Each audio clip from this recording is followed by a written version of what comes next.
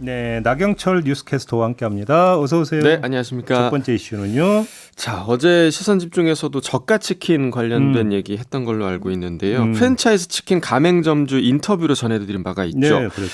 어제는 프랜차이즈 가맹점주께서 저가치킨 열풍 현상 이면에 본사의 과도한 재료 원가 문제를 지적한 바가 있는데 생닭값만 6,000원이 넘는다. 네, 그렇습니다. 그런데 이 저가치킨 먹는 사람들은 사실 뭐 싸게 먹어서 좋은데 네.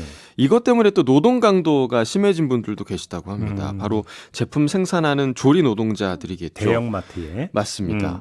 어제 그 한겨레 보도에 따르면 홈플러스 강동점 조리 매장에서 일하고 있는 A씨의 경우에는 평소 같으면 평일 기준으로 하루 치킨이 50마리 정도 나갔을 텐데 지금은 그 당당 치킨만 하루 110마리를 넘게 튀기고 있다며 어이구. 인력은 그대로인데 일은 2배 이상 늘어서 온몸이 안 아픈 곳이 없을 지경이다라고 호소했다고 추가 인력 합니다. 투입이 없었던 거예요? 그렇습니다. 그러니까 50마리와 100마리는 또 다르잖아요. 그럼요. 예. 그리고 이 치킨뿐만 아니라 기존 업무인 뭐 오븐구이, 초밥 등 70가지가 넘는 메뉴를 만들어내야 하기 때문에 휴식 시간은커녕 점심 식사도 쫓기듯이 해결하는 경우가 많아졌다고 합니다. 실제로 홈플러스 일반 노조가 최근 전국 7개 매장에서 일하는 조리 노동자들 대상으로 조사한 결과가 있다고 하는데요. 네. 이 당당치킨 출시 이후에 조리 노동자들이 평균 45분 일찍 출근하고 또 퇴근 시간은 불규칙해졌다고 합니다. 또 노동자들 대부분이 휴게 시간이 거의 보장되지 못한다고 답했다고 합니다. 네. 대형마트들은 치킨 매출 증가와 더불어서 이제 마케팅 효과로 이득을 보고 있는데 정작 노동자 수는 그대로다라는 건 결국 기존 인력들의 희생으로 회사가 더 큰 마진을 남긴다는 거잖아요. 사실 뭐 이렇게 누군가의 희생으로 만들어진 치킨이라면 소비자들 입장에서도 좀 기분 좋게 먹을 수 없지 않을까 생각이 들거든요. 그럼요. 노동자들의 호소에 마트 측에서 조금 좀 귀를 기울였으면 좋겠습니다. 이거 당장 인력이 추가로 지금 배치가 돼야 되는 문제죠. 맞습니다. 자, 두 번째 이슈는요. 자, 생일 파티에 무려 크레인까지 동원이 됐다. 저도 어제 이 뉴스 잠깐 보긴 네. 봤는데. 아, 그러면 누군지 아시겠군요. 네. 한 중견 조선업체 대표의 이야기입니다. 아, 지난달 29일이었는데요. 전남 해남에 본사를 둔 모 중견 조선업체에서 회사 대표 생일을 축하하기 위해서 이 도크 위에서 건조 중인 선박에서 아침부터 파티가 열렸다고 합니다. 자, 이 파티가 열린 과정이 조금 놀라운데요. 건조 중인 선박이라고 말씀드렸잖아요. 그렇다 보니까 일단 선실내에 치워야 할 게 많아서 청소가 며칠 동안 이루어졌고 네. 파티 전날에는 냉방 시설까지 설치가 됐습니다.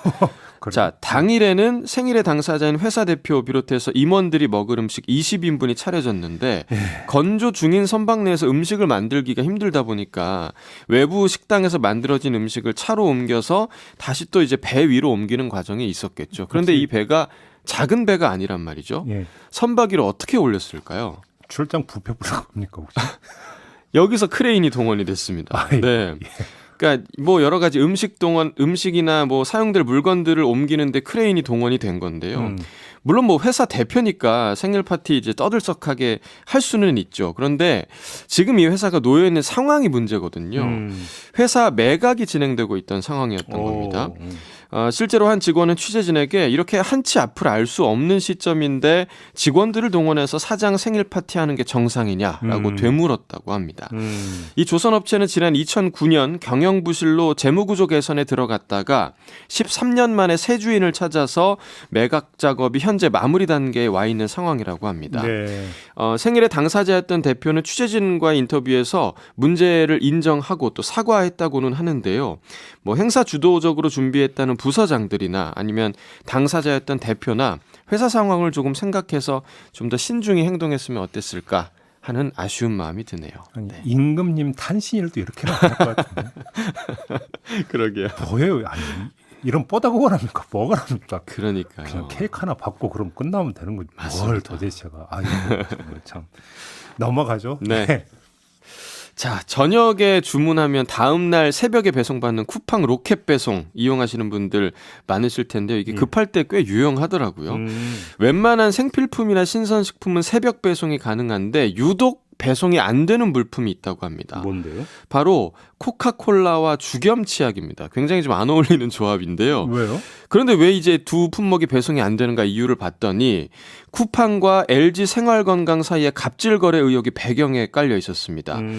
쿠팡과 LG 생건의 갈등 1년 전으로 거슬러 올라가는데요. 2019년 6월에 부당한 광고를 요구하고 경쟁 이커머스에 납품하는 제품 판매가 인상 요구를 강요했다며 LG 생건이 쿠팡을 공정위에 신고를 했던 겁니다.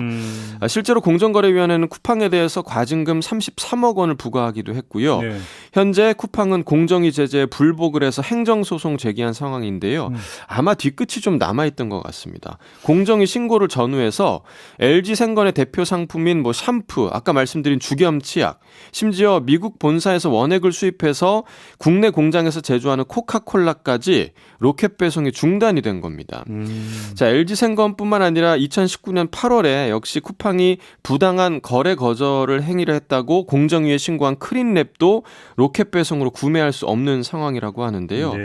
이 새벽 배송 점유율 1위를 달리고 있는 쿠팡이기 때문에 납품 기업 입장에서는 이 앞의 사례들을 무심코 넘길 수는 없겠죠. 법조계에서는 보복 목적의 거래 중단 역시 공정거래법 위반 행위에 해당한다라는 점을 지적하고 있는데요. 보복 의혹에 대해서 쿠팡은요, 현재 두 회사와 소송이 진행 중이다. 아직 이슈가 종결되지 않아서 정상적인 새벽 배송 거래가 가능하지 않은 상황이다. 라는 입장만 밝혔다고 합니다. 지금 나경철 캐스터가 전해주신 오늘 이 세 사안의 공통점이 있어요. 네. 다 자기 중심으로 자기 위주로 보고 있고 소비자나 노동자의 그 뭐 건강이나 맞습니다. 노동 조건이나 편리함이라고 하는 것은 안중에도 없다. 사실 이들이 없으면 또 돌아가지 않는 것들인데요. 그러니까 네. 이런 얘기밖에 안 되는 거죠. 맞습니다. 네, 자 마무리하겠습니다. 수고하셨어요. 네, 고맙습니다. 네, 나경철 뉴스캐스터와 함께했습니다.